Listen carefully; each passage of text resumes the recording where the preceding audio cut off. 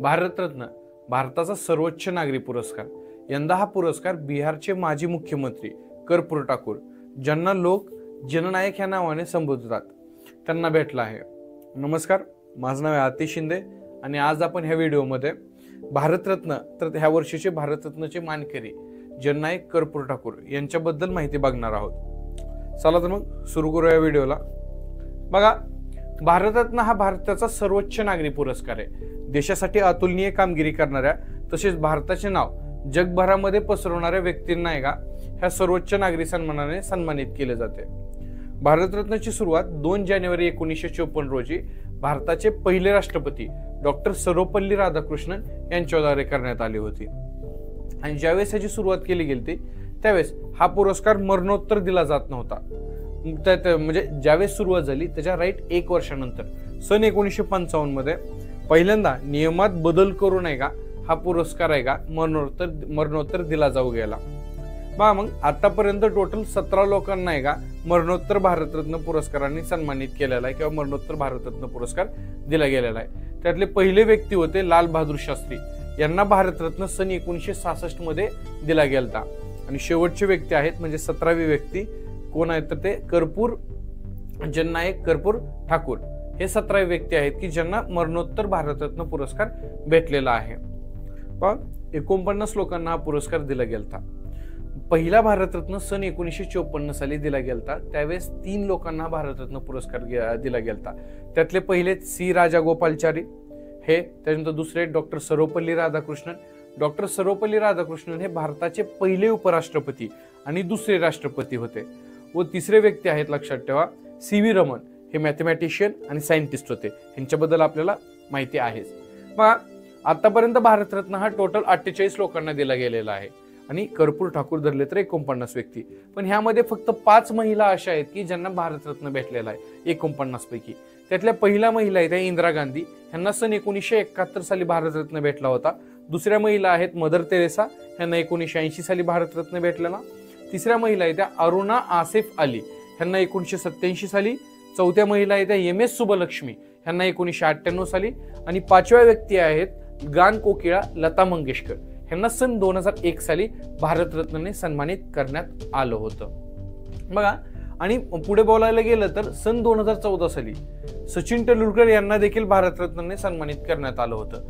आणि सचिन तेंडुलकर हे एकमेव खेळाडू आहेत की ज्यांना भारतरत्न भेटलेला आहे। ह्यांच्या व्यतिरिक्त दुसऱ्या कुठल्याही खेळाडूला किंवा स्पोर्ट्समनला भारतरत्नने आतापर्यंत सन्मानित केलं गेलं नाहीये।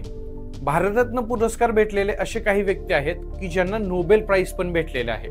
त्यामध्ये बघायला गेलं तर आपण सी.व्ही. रमन आहेत, नोबेल फिजिक्स मध्ये नोबेल प्राइज भेटला व 1954 मध्ये भारतरत्न भेटला।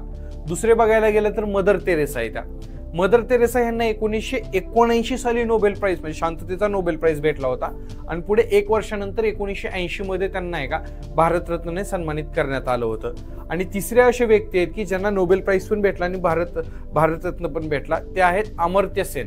अमर्त्य सेन यांना 1998 मध्ये इकॉनॉमिक्स मध्ये नोबेल प्राइज भेटला आणि पुढे 1999 मध्ये लक्षात ठेवा त्यांना भारतरत्नने सन्मानित करण्यात आलं होतं।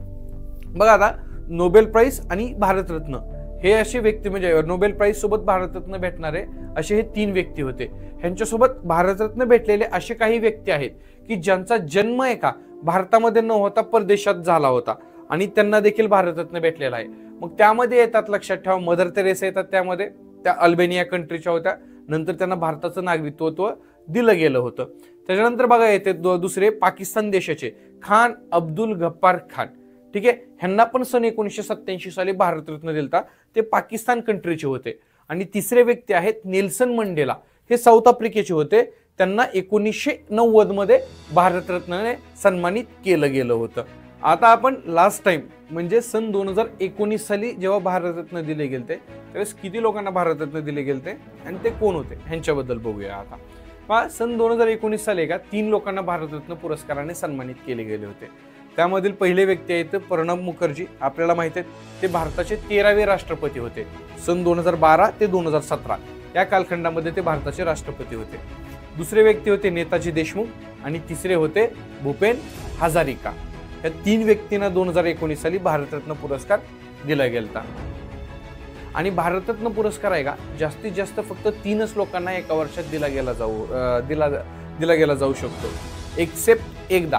म्हणजे फक्त सन 1999 साली पहिल्यांदा असं झालं की भारतरत्न पुरस्कार हा 3 किंवा त्याच्यापेक्षा जास्त लोकांना आहे का दिला गेलता. म्हणजे 4 लोकांना दिला गेलता भारतरत्न पुरस्कार.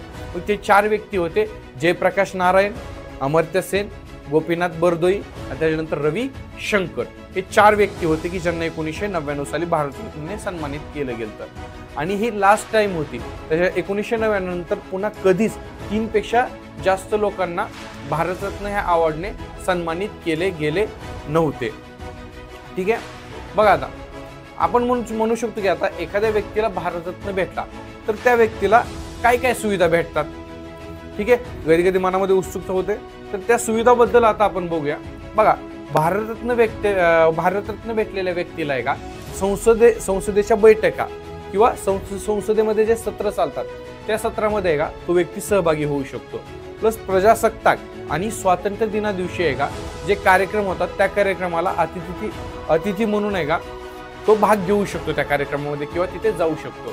अजून देशाच्या पंतप्रधाना एवढं, म्हणजे आपल्या देशाचा जो पंतप्रधान असतो त्या पंतप्रधाना एवढं आहे का लक्षात ठेवा, पंतप्रधानाला जेवढं वेतन भेटतं त्याच्या एवढे वेतन किंवा त्या वेतनाच्या 50% एवढं निवृत्ती वेतन आहे का हे भारतरत्न भेटलेल्या व्यक्तीस भेटतं. लक्षात ठेवा.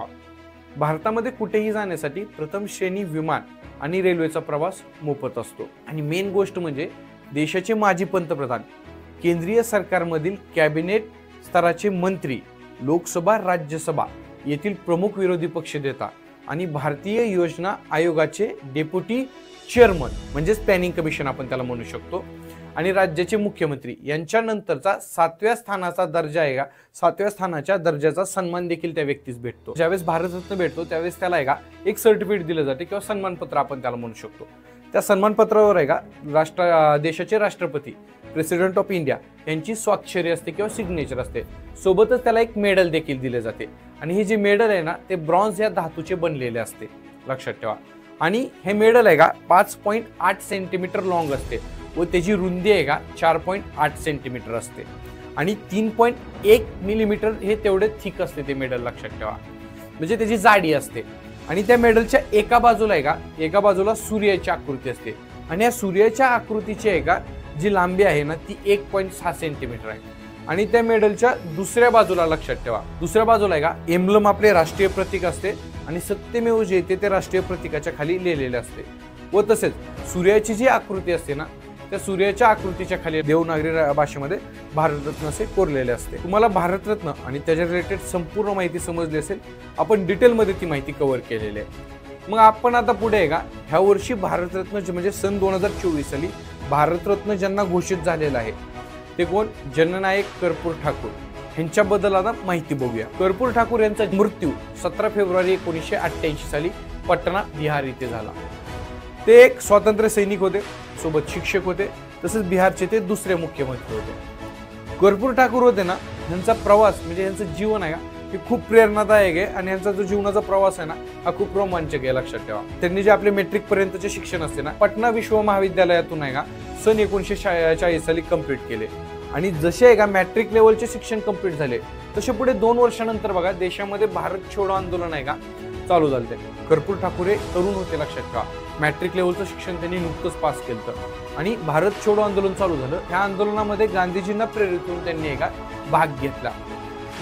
त्याचा परिणाम असा झाला की लक्षात ठेवा त्यांना आहे का 26 महिन्यांची जेल झाली. कर्पूर ठाकूर यांना ह्या आंदोलनामध्ये त्यांनी भाग घेतल्यामुळे 26 महिन्याची जेल झाली आणि त्यांना आहे का बिहारच्या भागलपूर जेल आहे का इथं 26 महिने ठेवण्यात आलं होतं. पुढे 1945 साली ते जेलमधून बाहेर आले आणि 1948 साली लक्षात ठेवा जयप्रकाश नारायण यांनी एक पक्षाची स्थापना केली होती, समाजवादी पक्षाची. या समाजवादी पक्षामध्ये सामील झाले. समाजवादी पक्षामध्ये सामील झाल्यानंतर ते जनसेवा करू लागले, लोकांचे प्रश्न सोडवू लागले. लक्षात ठेवा. 1963 साली विद्यार्थी आंदोलन झालं. त्या विद्यार्थी आंदोलनामध्ये देखील त्यांनी भाग घेतला. त्यानंतर बघा 1967 साली बिहारमध्ये इलेक्शन झाले आणि ह्या इलेक्शनमध्ये आहे का जी समाजवादी पक्ष होता जयप्रकाश नारायण यांचा ह्यांनी आहे का बहुमताने सत्ता मिळवली.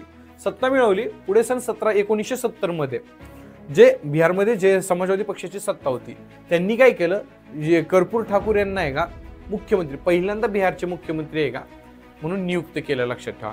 आणि पुढे त्याच्यानंतर 1977 साली दुसऱ्यांदा कर्पूर ठाकूर आहे का बिहारचे मुख्यमंत्री झाले. बघा, कर्पूर ठाकूर हे सदैव आहे का आणि म्हणजे त्यांच्या अख्ख्या आयुष्यभर दलित आणि शोषितांसाठी आहे का लढत राहिले. गरिबाच्या हक्कासाठी आहे का, त्यांच्या नावासाठी, न्यायासाठी आहे का ते आवाज उठवत राहिले. म्हणून लोक आहे का त्यांना जननायक ह्या नावाने संबोधत होते. ते एक क्रांतिकारी होते, लक्षात ठेवा. क्रांतिकारी होते, सोबत शिक्षकही राहिलेले. त्यांनी देशाच्या आपण म्हणू शकतो स्वातंत्र्यामध्ये का स्वातंत्र्य लढ्यामध्ये त्यांनी आपलं योगदान दिलेलं आहे. ते जेव्हा आहे का ब्रिटिश काळामध्ये ते जेव्हा कॉलेजमध्ये होते त्या टायमाला लक्षात ठेवा त्यांनी एक भाषण केलं. ते भाषण असं होतं की, लक्षात ठेवा, हिंदीमध्ये अनुवाद आहे त्याचा, नीट लक्ष देऊन ऐका. भाषेत असं होतं की हमारे देश की आबादी इतनी अधिक है की, काय, हमारे देश की आबादी इतनी अधिक है की केवल थूक फेंकने से अंग्रेजी राज बह जाएगा. बघा, हमारे देश की आबादी इतनी है की केवल थूक फेंकने से ही अंग्रेजी राज बह जाएगा. हे आहे का त्यांनी त्यावेळेस लक्षात ठेवा भाषण केलं. ह्या भाषणानंतर पुढे त्यांना मार खावा लागला, जेलमध्ये जावं लागलं. थोडक्यात त्यांनी का एक रोमांचक, तुम्हाला पहिल्यांदा म्हणलं तसं त्यांचं आयुष्य राहिलेलं आहे. अशा ह्या स्वातंत्र्य सैनिकाला, एका शिक्षकाला, एका राजकीय नेत्याला केंद्र सरकारने 2024चा भारतरत्न या पुरस्काराने का भारतरत्न पुरस्कार जाहीर केलेला आहे व भारतरत्न पुरस्काराने सन्मानित केलेला आहे. आणि एक सांगायची गोष्ट राहिली म्हणजे कर्पूर ठाकूर यांना सन 1991 साली म्हणजे ह्यांच्या नावाने सरकारने, लक्षात ठेवा, एक आपण स्टॅम्प, पोस्टल स्टॅम्प पण चालू केलं. चला तर मग आजच्या आपल्या व्हिडिओमध्ये इथेच आपण थांबूया. आशा करतो तुम्हाला हा व्हिडिओ आवडला असेल. तुमचे जे काही मत असेल, लक्षात ठेवा, म्हणजे तुमच्या पॉझिटिव्ह, निगेटिव्ह कमेंट असतील, व्हिडिओबद्दल काही तक्रारी असतील, ह्या सगळ्या तुम्ही तुमची मत आहे का कमेंट बॉक्समध्ये सांगू शकता. सांगा अवश्य. त्यानंतर व्हिडिओला लाईक करा आणि व्हिडिओ शेअर करायला विसरू नका. शेअर आणि लाईकने खूप फरक पडतो. आणि चॅनलमध्ये, आपल्या चॅनलवर संकल्प एज्युकेशनवर नवीन असाल तर चॅनलला सबस्क्राईब करायला देखील विसरू नका. चला तर मग भेटूया अजून एका नवीन व्हिडिओमध्ये. तोपर्यंत जय हिंद, जय महाराष्ट्र, नमस्कार.